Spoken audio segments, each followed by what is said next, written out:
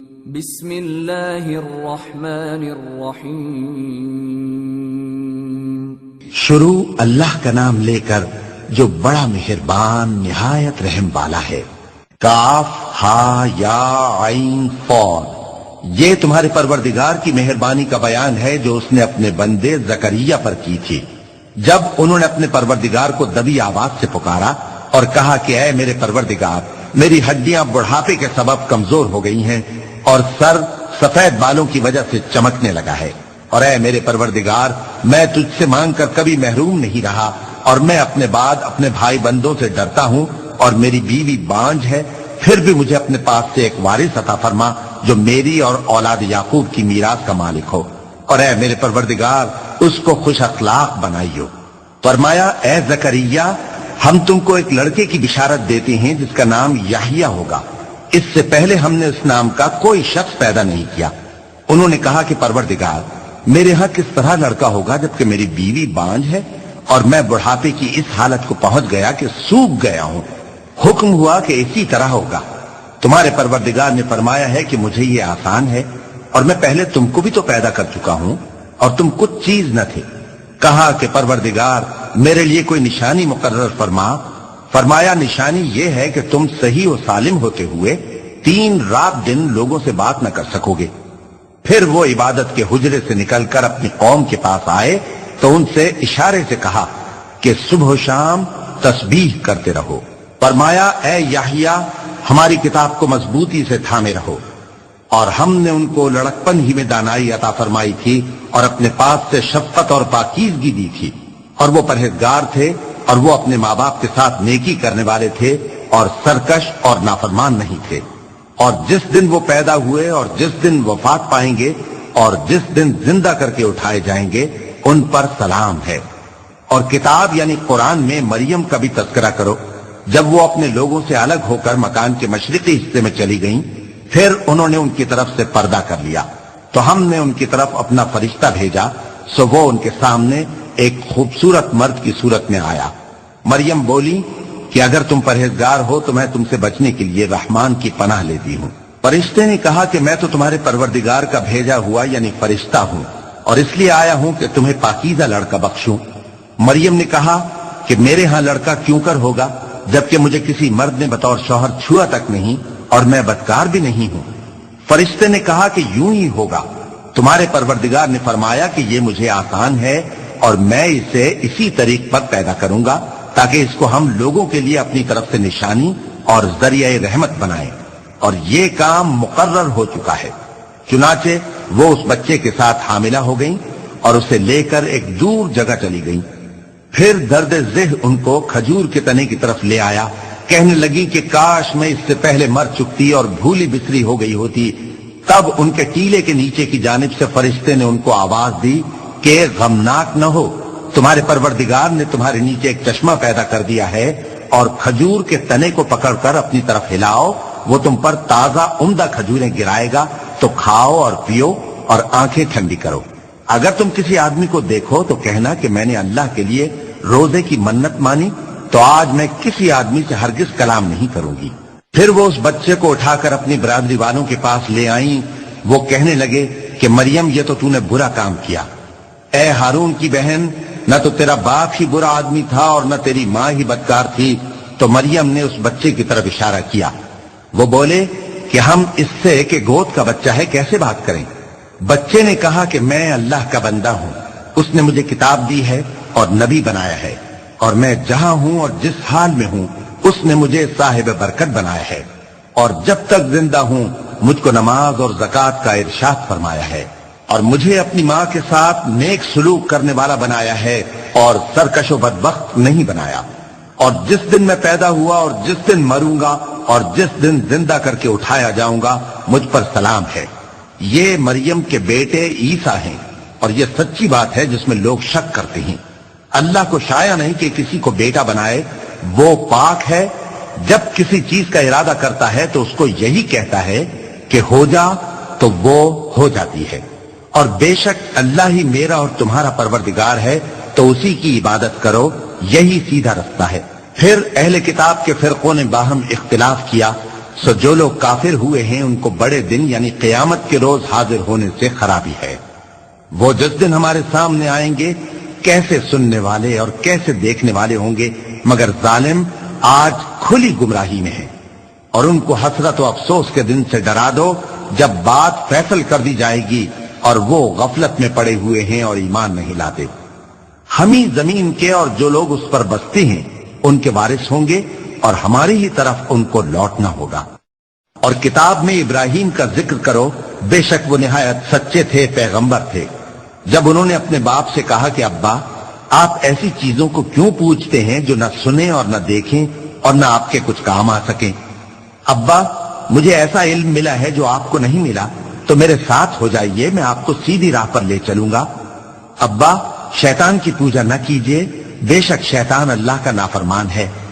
ابا مجھے ڈر لگتا ہے کہ آپ کو اللہ کا عذاب آ پکڑے تو آپ شیطان کے ساتھی ہو جائیں۔ اس نے کہا کہ ابراہیم کیا تو میرے معبودوں کے خلاف ہے؟ اگر تو باز نہ آئے گا تو میں تجھے سنسار کر دوں گا اور تو ہمیشہ کے لیے مجھ سے دور ہو جا۔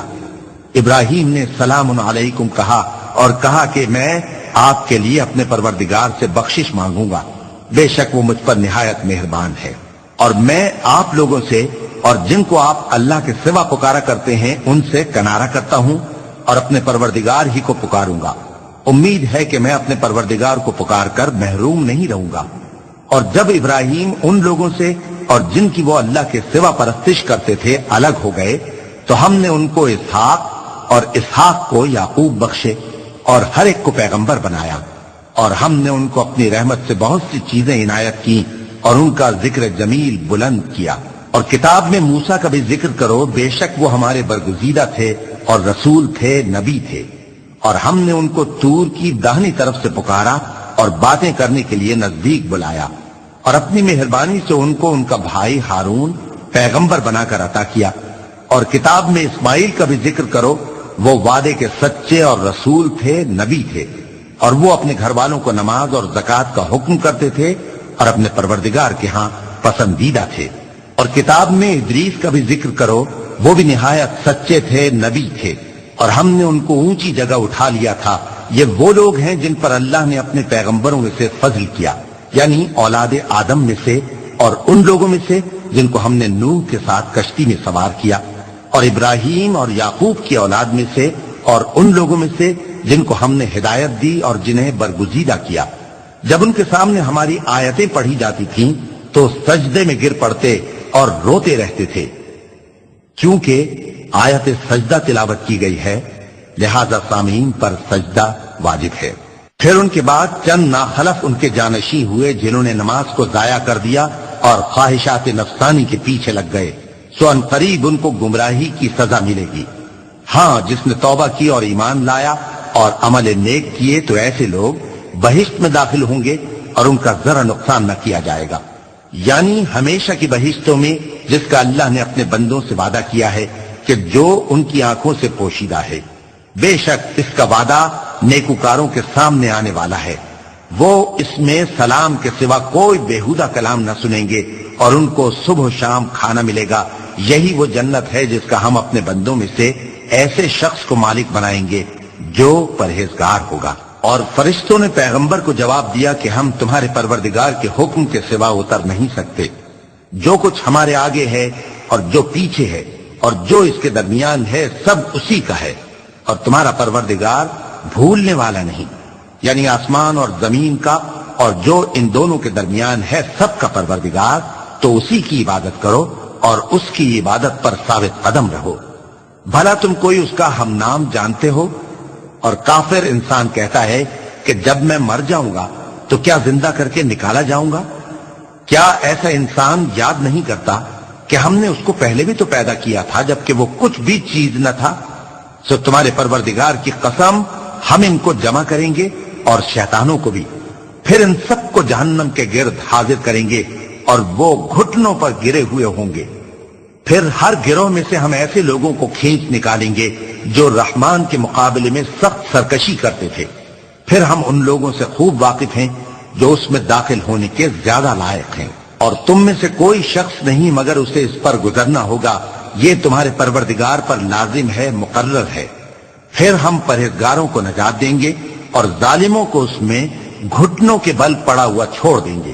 اور جب ان لوگوں کے سامنے ہماری آیتیں پڑھی جاتی ہیں تو جو کافر ہیں وہ مومنوں سے کہتے ہیں کہ دونوں فریق میں سے مکان کس کے اچھے اور مجلسیں کس کی بہتر ہیں، اور ہم نے ان سے پہلے بہت سی امتیں ہلاک کر دیں، وہ لوگ ان سے ٹھاٹ باٹ اور نمود و نمائش میں کہیں اچھے تھے۔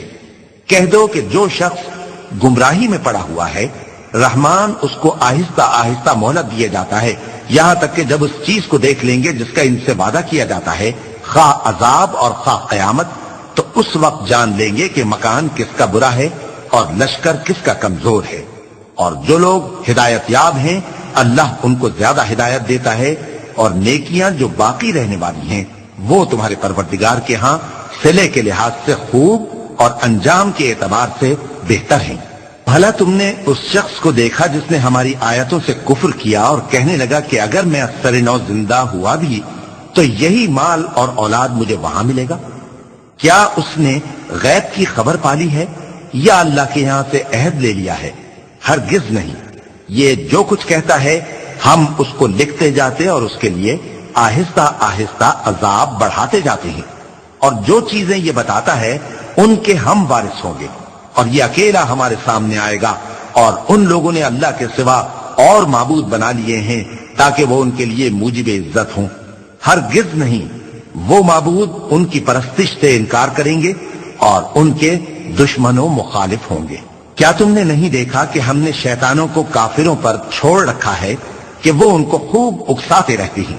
تو تم ان پر عذاب کے لیے جلدی نہ کرو کہ ہم تو ان کے لیے دن شمار کر رہے ہیں، جس روز ہم پرہیزگاروں کو رحمان کے سامنے بطور مہمان جمع کریں گے اور گنہگاروں کو دوزخ کی طرف پیاسے ہانک لے جائیں گے، تو لوگ کسی کی سفارش کا اختیار نہ رکھیں گے مگر جس نے رحمان سے اقرار لے لیا ہو، اور کہتے ہیں کہ رحمان بیٹا رکھتا ہے۔ ایسا کہنے والوں، یہ تو تم بری بات زبان پر لاتے ہو۔ قریب ہے کہ اس جھوٹ سے آسمان پھٹ پڑے اور زمین شق ہو جائے اور پہاڑ پارا پارا ہو کر گر پڑے کہ انہوں نے رحمان کے لیے بیٹا تجویز کیا، اور رحمان کو شایع نہیں کہ کسی کو بیٹا بنائے۔ ہر شخص جو آسمانوں اور زمین میں ہے رحمان کے روبرو بطور بندہ ہی آئے گا۔ اس نے ان سب کو اپنے علم سے گھیر رکھا اور ایک ایک کو شمار کر رکھا ہے، اور یہ سب قیامت کے دن اس کے سامنے اکیلے اکیلے حاضر ہوں گے۔ اور جو لوگ ایمان لائے اور عمل نیک کیے رحمان ان کی محبت مخلوقات کے دل میں پیدا کر دے گا۔ اے پیغمبر صلی اللہ علیہ وآلہ وسلم، ہم نے یہ قرآن تمہاری زبان میں آسان بنا کر نازل کیا ہے تاکہ تم اس سے پرہیزگاروں کو خوشخبری پہنچا دو اور جھگڑالوؤں کو ڈر سنا دو، اور ہم نے ان سے پہلے بہت سے گروہوں کو ہلاک کر دیا ہے۔ بھلا تم ان میں سے کسی کو دیکھتے ہو یا کہیں ان کی بھنک سنتے ہو؟